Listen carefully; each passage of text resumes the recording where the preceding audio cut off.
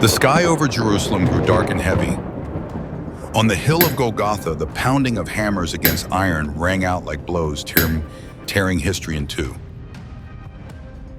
The crowd roared, some mocking, others weeping, and there, hanging on the cross, his body torn, blood streaming, yet his eyes still shone with an unshakable peace. Amid the chaos, a chilling silence fell. A Roman soldier, a man who had commanded 100 men, hardened by violence and death, stood watching, his hand gripping a spear. He was no disciple. He was no Jew. He was merely a centurion, an instrument of the empire. Yet it was he and no one else who first cried out words that shook both heaven and earth.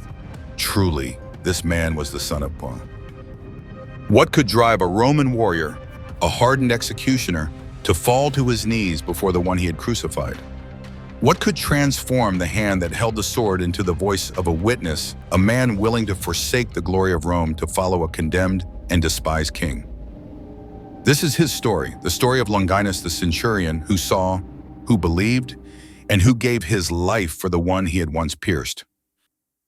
In the Roman army, no title was held in higher esteem than that of the centurion.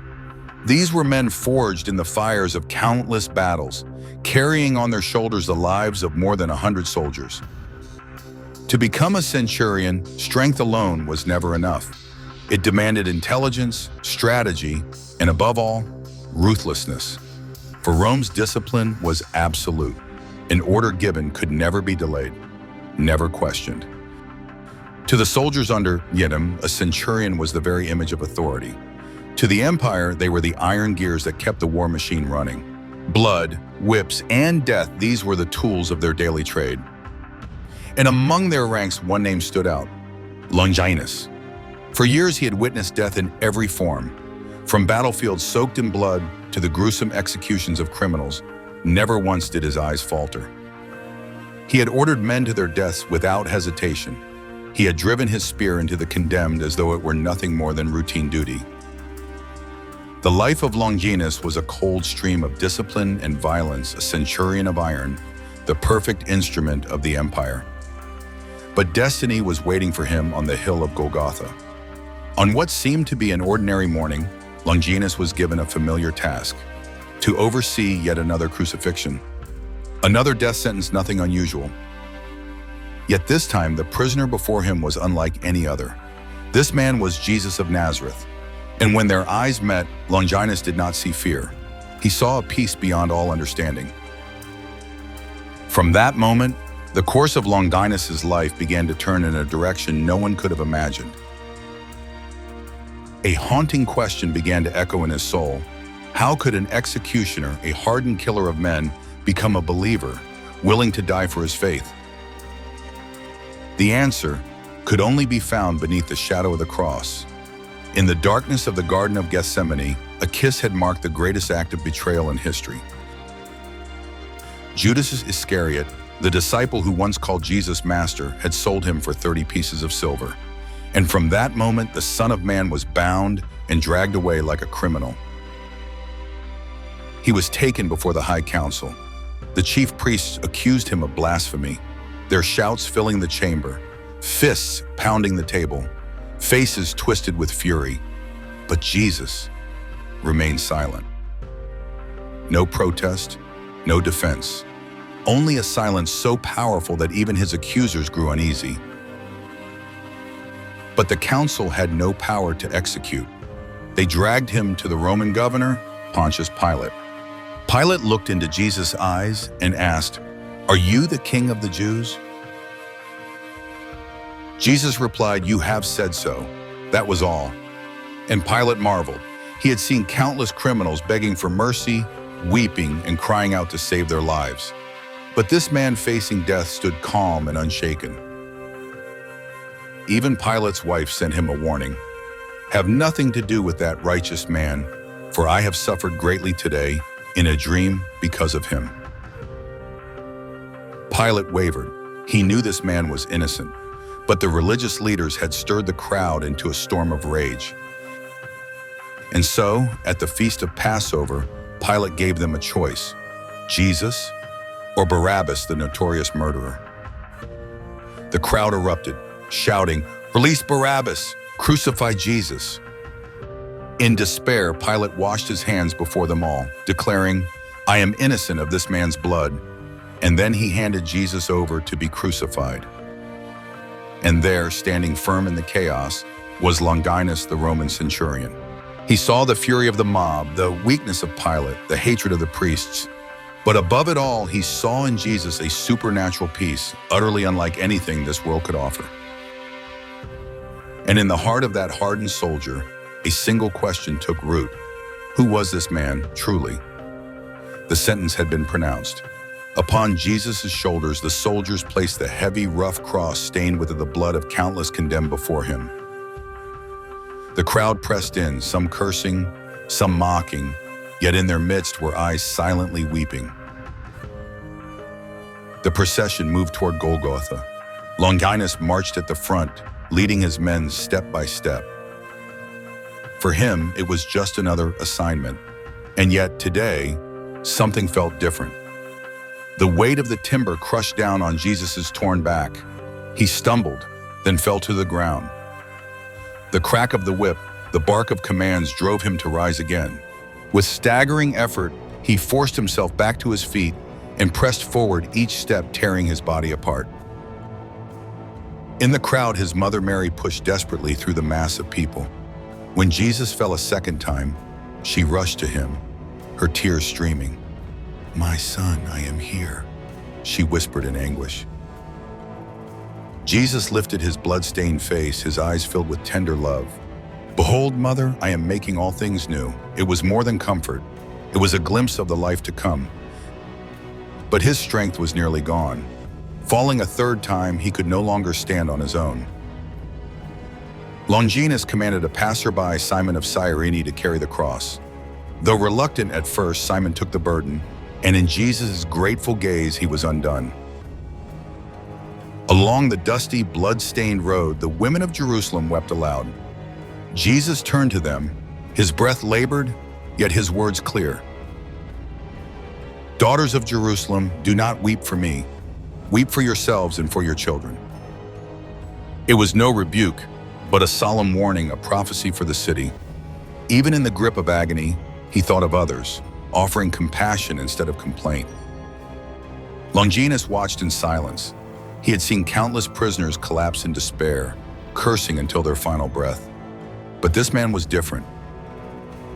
In the midst of pain, he was at peace. In the face of shame, he radiated mercy. And in that moment, something began to crack within the iron heart of the centurion. The hill of Golgotha was barren and cold. 3 crosses stood ready, awaiting 3 death sentences.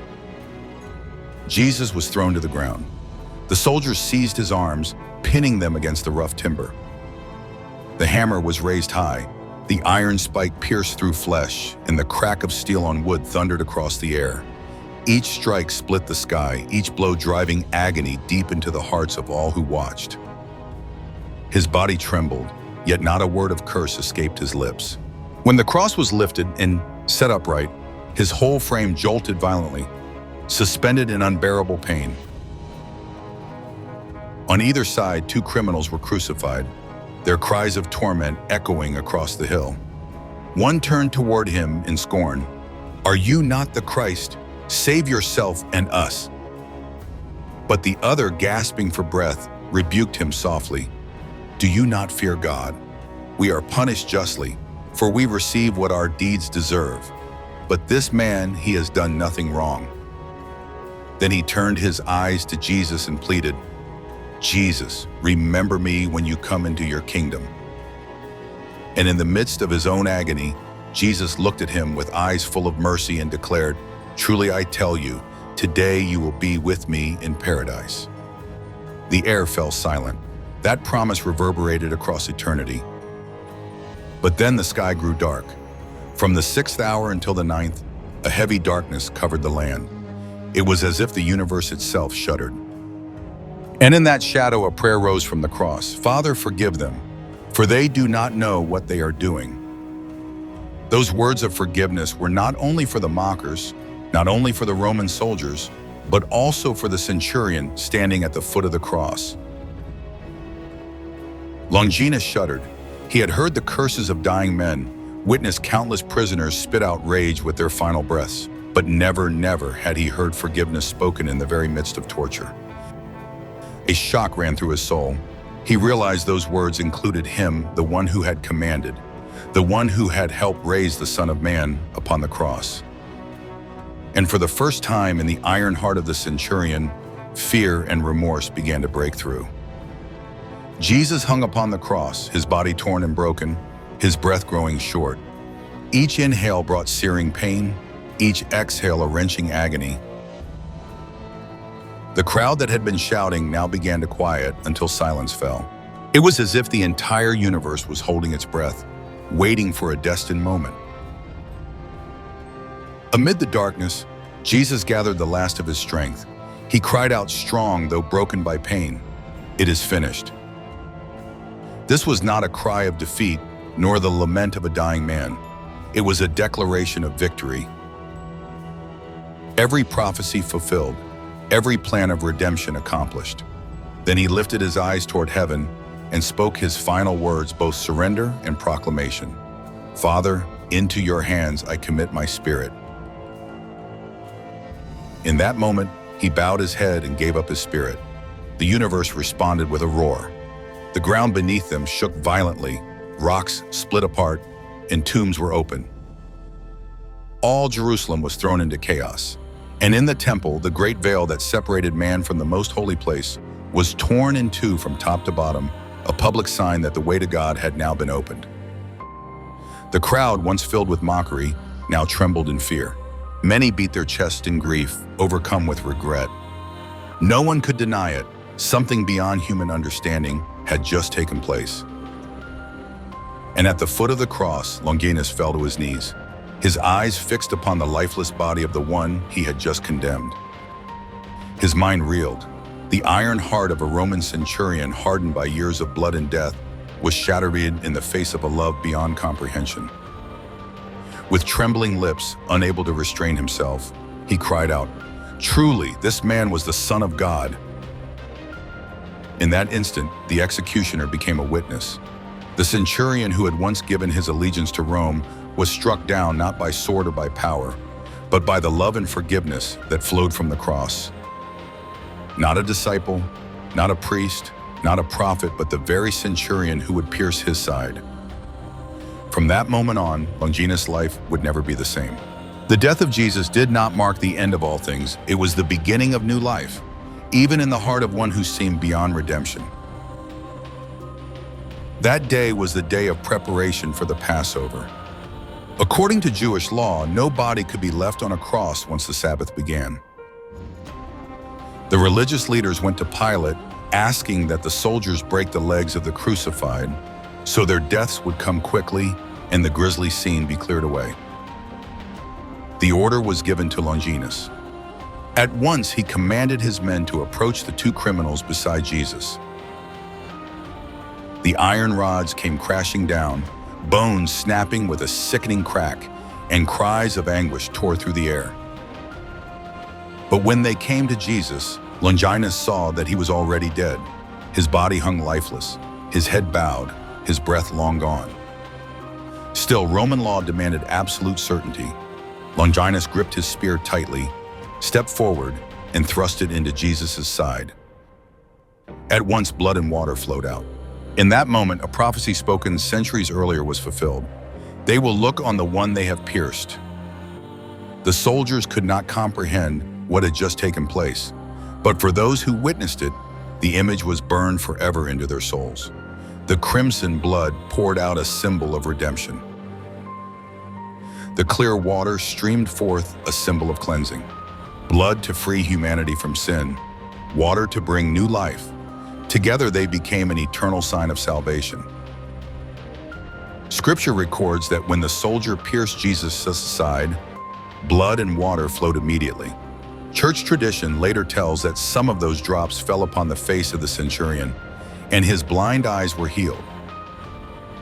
Though only a legend, it became a powerful symbol. The eyes of the body restored to sight, just as the eyes of the soul were opened. And in that moment, he understood. This was no ordinary execution. He had pierced not a criminal, but the very Son of God. And through that blood and water, it was the Son himself who had healed him. From the spear of the executioner flowed the stream of salvation. And the very man who held that spear, Longinus, became the first to taste its miraculous power. It was the moment that changed him forever, from a ruthless Roman soldier into a witness of love and forgiveness. From the day he left Golgotha, Longinus could no longer sleep in peace. The image of the Son of Man hanging on the cross, his eyes filled with love, his words of forgiveness echoing haunted him like a fire that would not go out. Night after night, the scene returned, and whenever he closed his eyes, the voice of Jesus rang in his mind, "Father, forgive them." But soon rumors began to spread throughout Jerusalem. The tomb was empty. The one who had been nailed to the cross was alive again. Some claimed they had seen him speaking, walking, breaking bread with his disciples. Longinus listened quietly, yet in his heart there was no doubt. He knew it was true. He had seen the death with his own eyes, and now he was certain. Death could not hold him. Not long after Longinus gave everything up, he laid down his armor, surrendered his spear, and walked away from the Roman army, the very life that had once defined him. From a respected Roman officer, he became a nameless wanderer, choosing instead to follow those who had walked with Jesus. He no longer carried the authority of Rome, nor the glory of the empire. The only thing he carried was the memory of that fateful day, and a testimony he could never deny. With my own eyes, I saw him die, and yet in his death, I found life. From that day on, Longinus traveled far and wide, proclaiming the gospel. He was no eloquent orator, no learned philosopher, but he possessed one thing no one could refute. He was a witness, and his witness touched thousands. For he did not speak from theory, nor from books, but from blood, from tears, and from his own transformed life.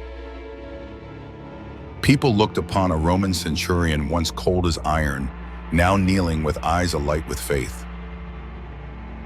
They heard in his voice a conviction that could not be shaken, and they believed because Longinus had truly seen. But the Roman Empire did not easily forgive those who turned their backs on its power. One day, Longinus was arrested. He was tortured, interrogated, and dragged before Roman judges. They promised him, "If you renounce Christ, you will go free." But Longinus only smiled with peace. He had once stood at the cross and watched death itself. He had looked into the eyes of the Savior in his final moments. How could he ever deny him? And so the sentence was given. He was led outside the city to a barren hill. There the centurion of Rome knelt down, his eyes lifted toward heaven. The sword fell and Longinus collapsed, not in fear, but in the glory of a martyr. His body was laid to rest in Cappadocia. Yet his story did not end there. The faithful honored his tomb, and many spoke of miracles and healings at the place of his burial. Across the centuries, the church came to recognize him as Saint Longinus, the one who saw, who believed, and who died for the one who had died for him. From executioner, he became a witness. From a hardened soldier of Rome, he became a saint. And his name lives on through history, an enduring testimony that the love and forgiveness of the cross can transform even the hardest of hearts. The story of Longinus is not just an ancient tale. It is living proof that faith is not about power, but about surrender. A Roman centurion, once hardened by violence and bloodshed, fell to his knees and found true life in the one who was crucified. The gospel that transformed Longinus then is the same gospel that still has the power to transform lives today. If a Roman soldier of iron could be made new, then no heart is too far for the grace of God to reach. This is not only the story of Longinus. This could also be your story. If you want to continue this journey, Don't forget to subscribe and follow the next part of the series. Together, we will explore the lives of other witnesses, ordinary men and women who, through their faith, changed the course of the world.